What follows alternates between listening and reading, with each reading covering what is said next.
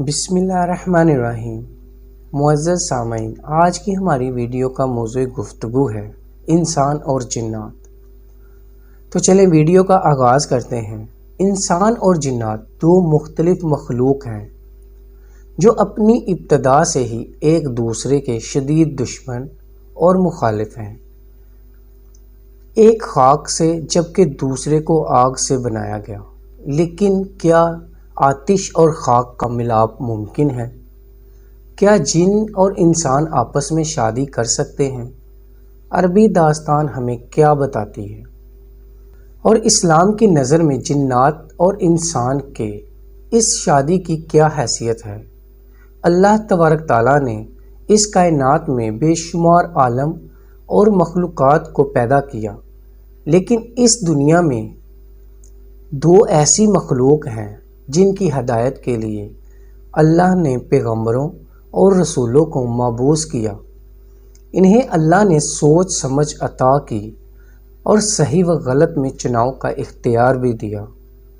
اللہ کی یہ دو مخلوق انسان اور جنات ہیں۔ جنات کی دنیا غیب اور اسرار میں چھپی ہے جو انسانوں کی نظر سے پوشیدہ ہے۔ اس زمین پر جنات کی تاریخ انسان سے بھی پرانی ہے۔ حضرت آدم علیہ السلام کی پیدائش سے کئی ہزاروں سال قبل سے ہی جنات اس زمین پر بڑے بڑے قبیلے اور آبادی کی شکل میں موجود تھے، لیکن جب اللہ نے دنیا میں انسانوں کو آباد کرنے کا فیصلہ کیا تو فرشتوں کے ذریعے جناتوں کو مختلف جزیروں اور ویران پہاڑیوں میں قید کر دیا۔ قوم جنات بھی انسانوں کی طرح مرد اور عورت جن ہوتے ہیں، اور یہ آپس میں شادی کر کے اپنی نسل آگے بڑھاتے ہیں۔ جنات انسانوں کی طرح آپس میں عشق و محبت، زناکاری، فحاشی، ہر نیک اور بد عمل کرنے کی صلاحیت رکھتے ہیں۔ کہتے ہیں کہ جنات کی شادی بھی انسانوں کی طرح ہی ہوتی ہے۔ ان کی شادی میں بھی ڈول، گانا بجانا اور رقص ہوتا ہے، یہاں تک کہ ان کی شادی میں سب سے بہترین کھانے پینے کا انتظام کیا جاتا ہے۔ ان کی شادیوں میں دوسرے قبیلے یا گاؤں کے جنات سرداروں کو مہمان کے طور پر دعوت دی جاتی ہے۔ قدیم مذہبی اور غیر مذہبی کتابوں اور داستانوں میں جنات اور انسان کی آپس میں محبت اور شادی کے سینکڑوں واقعات ملتے ہیں۔ بعض روایتوں سے یہ بھی معلوم ہوتا ہے کہ زمانہ قدیم میں جنات اور انسان کی شادی ہوا کرتی تھی۔ چنانچہ ملکہ بلقیس جو حضرت سلیمان علیہ السلام کی بیوی تھی، ان کے ماں اور باپ میں سے ایک جن تھے۔ بہت سارے علماء اور فقیہ نے بھی جنات اور انسان میں شادی کرنے کو ناجائز قرار دیا ہے۔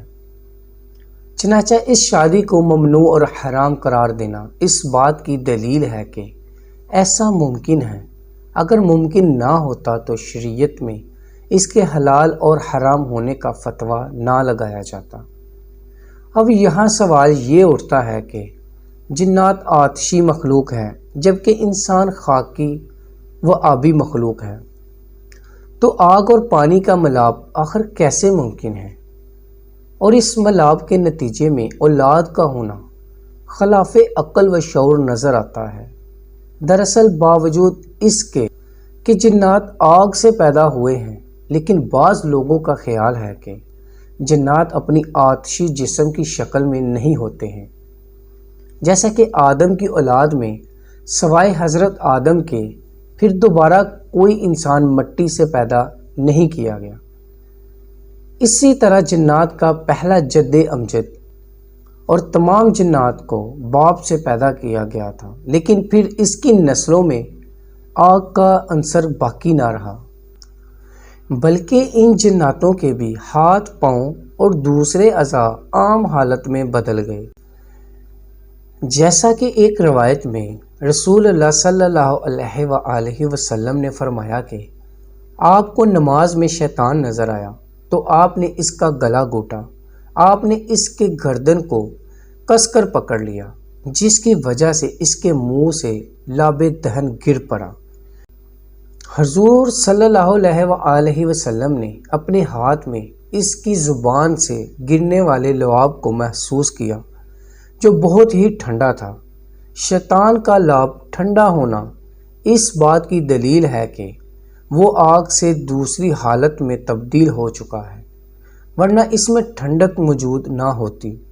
تو کیا جناتوں میں بھی انسانوں جیسی خصوصیات ہوتی ہیں، اور کیا وہ انسانوں سے تعلق بنا سکتے ہیں؟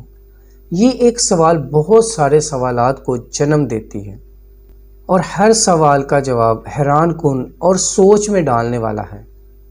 لہٰذا علامہ سیوطی نے بہت سارے واقعات نقل کیے ہیں جن سے معلوم ہوتا ہے کہ انسان اور جنوں میں شادی ہو سکتی ہے۔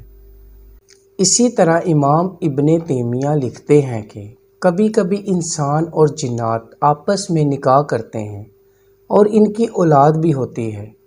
جنات اور انسانوں میں شادی یا ہم جنسی کے واقعات اسلام سے قبل اور ظہور اسلام کے بعد بھی ملتے ہیں۔ لہٰذا ابن عساکر میں ایک روایت موجود ہے جس کے مطابق ایک دن رسول اللہ صلی اللہ علیہ وآلہ وسلم کے محفل میں کاہنوں اور پیشن گوئیاں بتانے والوں کا ذکر چھڑا، اور اس سلسلے میں لوگ اپنے چشم دید واقعات میں حالات بیان کرنے لگے۔ ابن قیس نے بتایا کہ مجھے بھی ایک سلسلے میں ایک عجیب اتفاق پیش آیا۔ ایام جاہلیت میں میرے پاس ایک لونڈی تھی جس کا نام خلصہ تھا۔ اس لونڈی نے ایک روز ہمیں بتایا کہ ان دنوں مجھ پر ایک عجیب حالت گزر رہی ہے، اور میں ڈرتی ہوں کہ تم مجھ پر بدکاری اور حرام کاری کا الزام نہ لگا دو۔ ہر روز ایک سیاہ فام وجود مجھ سے ہم بستر ہوتا ہے۔ چنانچہ چند ماہ بعد وہ لونڈی حاملہ ہو گئی۔ پھر وقت مقررہ پر اس نے ایک بچہ جنا جس کے کان کتے کی طرح تھے اور اس کی شکل بھی عام انسانوں کی طرح نہیں تھی۔ جب وہ کچھ بڑا ہوا تو کاہنوں کی طرح باتیں کرنے لگا اور لوگوں کو آئندہ کے واقعات اور غیب کی خبریں بتاتا تھا۔ آخر ایک روز وہ اچانک خاموش ہو گیا۔ لوگوں کے بے حد اسرار پر بھی کچھ نہیں بتاتا تھا۔ پھر اس نے کہا کہ مجھے ایک کمرے میں 3 روز کے لیے بند کر دو۔ لہٰذا ایسا ہی کیا گیا۔ 3 روز بعد اسے کمرے سے نکالا گیا تو اس نے ہمیں یہ خبر دی کہ آخری نبی مکہ میں معبود ہو چکے ہیں اور میری زبان بند کر دی ہے۔ اب میں غیب کی کوئی خبر نہیں بتا سکتا۔ اس کے بعد وہ زمین پر لیٹ گیا اور وہی مر گیا۔ اس واقعے کو مختلف روایتوں میں رد و بدل کے ساتھ نقل کیا گیا ہے، اور بعض روایتوں میں یہ بھی اضافہ موجود ہے کہ نبی کریم صلی اللہ علیہ وآلہ وسلم اس واقعے کی تصدیق فرمائی۔ اس طرح امام دارمی نے اپنی کتاب اتباع السنن میں ایک واقعہ لکھا ہے جس کے مطابق قبیلہ بخیل کے ایک شخص نے روایت کیا ہے کہ ایک جن ہماری کسی لڑکی پر عاشق ہو گیا اور ہمارے پاس اس کی شادی کا پیغام بھیجا۔ اس نے کہا کہ مجھے پسند نہیں کہ میں اسے حرام طریقے سے استعمال کروں، اس لیے اس کے بعد وہ روبرو ہم سے گفتگو کرنے لگا۔ ہم نے کہا تم لوگ کیا چیز ہو؟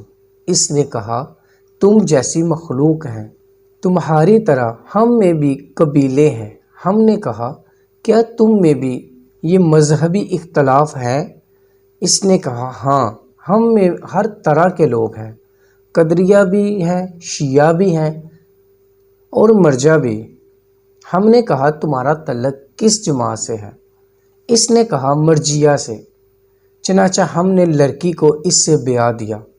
بلا شبہ جنات اور عورتوں کا انسانی مرد یا جنات مرد کا انسانی عورت سے شادی کرنا نہ صرف مکروہ و حرام ہے بلکہ اسلام میں اسے سخت ممانعت کی نظروں سے دیکھا گیا ہے، کیونکہ انسانوں کا معاشرہ اور جنات کا معاشرہ بالکل الگ اور مختلف ہے۔ اس لیے اللہ نے انسانوں پر احسان کیا اور ہمارے لیے انسانوں میں ہی عورتیں اور مردوں کے جوڑے پیدا فرمائے۔ معزز سامعین، امید کرتے ہیں آپ کو ہماری یہ ویڈیو پسند آئی ہوگی۔ مزید معلوماتی اور اسلامی ویڈیو دیکھنے کے لیے ہمارے یوٹیوب چینل اسلامک سٹوریز کو سبسکرائب کیجیے گا تاکہ ہماری آنے والی ہر نئی ویڈیو آپ لوگوں تک بآسانی پہنچ سکے۔ شکریہ۔